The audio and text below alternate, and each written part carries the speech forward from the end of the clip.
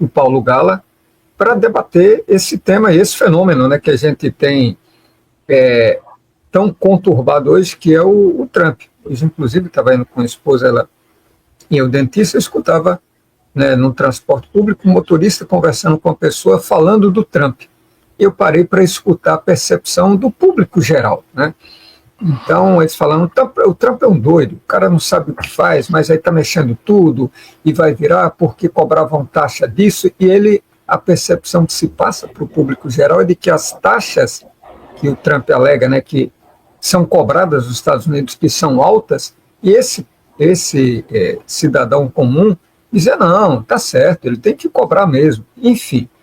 E aí o que fica, professor, eu vejo o seguinte, hoje a gente tem uma guerra não só da economia, mas o Trump, desde o primeiro mandato, ele trabalha muito com a informação. O Steve Bannon, o grande criador, né, da história fazer as fake news ficarem tão famosas, e veio à tona mais uma vez falar isso, olha, é o seguinte, a gente tem que espalhar de uma vez. E é o que a gente vê, ele joga num dia uma quantidade de informações muito grande que acaba mexendo com, o príncipe mais que as armas, a própria economia em si. E aí, em alguns dias, eu vi as bolsas de valores em polvorosa. Nova York, Frankfurt, Tóquio, o Brasil, o pessoal completamente polvorosa. Aqui o dólar, impressionantemente, começou a ter uma curva descendente.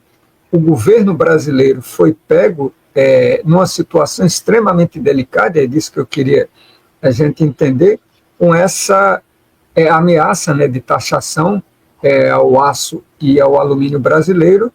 O presidente havia dito que haveria reciprocidade, mas ele não deu essa reciprocidade.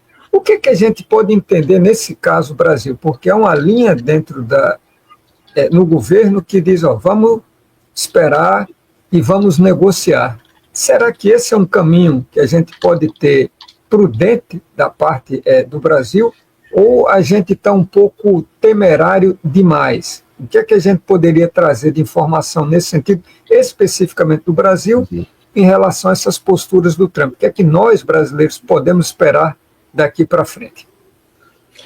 Essa pergunta é ótima, Walter, porque ela nos faz pensar um pouco, refletir na relação, na integração do Brasil com os Estados Unidos, né? E tem uma boa notícia aqui, que é por um mau motivo. O Brasil ele é pouco integrado com a economia americana. Lá atrás, quando se discutia a ALCA, que era a Área de Livre Comércio das Américas, né, na era FHC tentou-se, inclusive, ampliar isso para a América do Sul, mas não vingou, e a área de integração ficou só entre México e Canadá, né, ganhando força a partir dos 2000. Isso integrou demais as economias dos Estados Unidos, do Canadá e do México, a ponto das exportações americanas, quase 14% vem do México e quase 14% vem do Canadá. É muita coisa, tá? Quando a gente olha do Brasil, se muito as importações americanas, né, eles importam quase 14% do México e quase 14% do Canadá. Do Brasil, se muito, é 1%, 2%, não tenho o número de cabeça aqui, se muito, tá? Ou seja, o Brasil está totalmente desintegrado da estrutura produtiva americana. Não há uma dependência relevante, né, dos Estados Unidos em relação ao Brasil, assim como há com o Canadá e com o México, tá?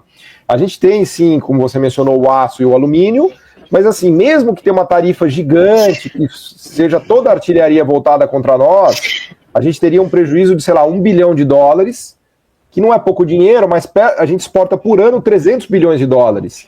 Então, $1 bilhão, perto dos 300 que a gente exporta, é quase irrelevante, tá? Então, como o Brasil não se integrou aos Estados Unidos por um mau motivo, porque, né, não houve essa integração, agora é uma boa história, porque agora a gente nem a gente depende dos Estados Unidos tanto quanto eles dependem da gente.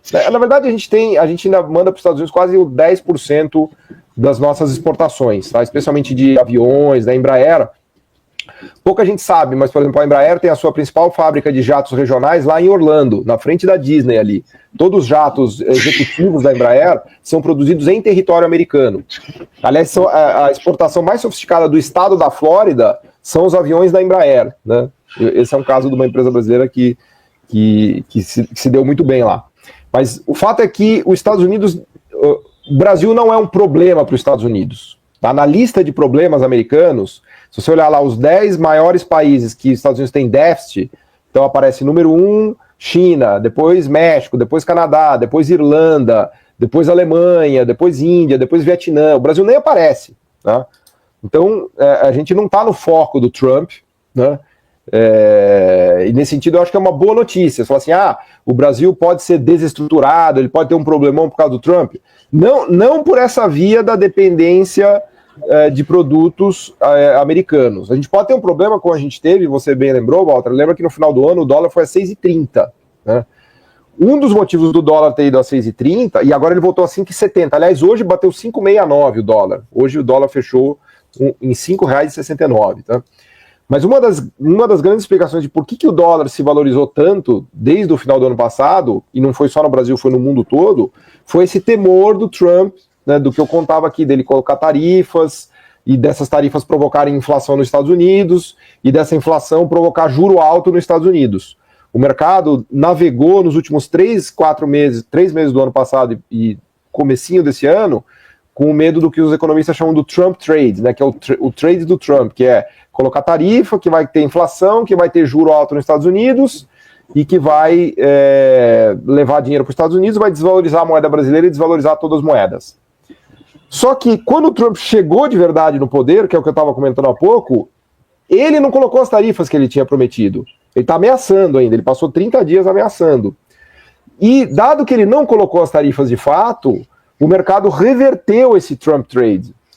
Então, por exemplo, hoje o dólar, o real está na mínima desde setembro, outubro do ano passado.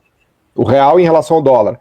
E não à toa, o dólar em relação a todas as moedas do mundo também está na mínima hoje desde outubro do ano passado. Por quê? A gente está vendo um movimento em que o mundo está meio que ficando aliviado, o mundo financeiro, tá? Não é o mundo geopolítico. O mundo geopolítico está bastante nervoso, né?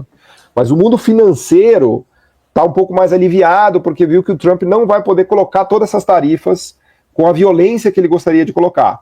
Dado que ele não vai poder colocar, que isso iria provocar inflação e juro mais alto, o mercado está se acalmando e o dólar está perdendo valor, e aí o Brasil está se beneficiando com isso, Walter, porque o dólar a 5,70 produz uma inflação muito menor no Brasil do que o dólar a 6,30.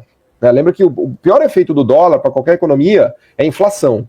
Quando o dólar está alto, tudo que a gente importa fica caríssimo. Remédio, equipamento, máquinas, alimentos, tudo fica muito caro. O preço dos alimentos disparou no Brasil em dezembro e janeiro por conta disso. Agora há um alívio, tá? Que é o que eu estou chamando desse alívio do Trump, um pouco mais light com as tarifas. Então, o nosso medo como brasileiro é menos da relação direta Brasil e Estados Unidos e mais da agressividade do Trump em relação aos outros países, eu diria. Ele pode afetar mais o Brasil sendo agressivo com todo mundo do que sendo agressivo diretamente com o Brasil, eu acho.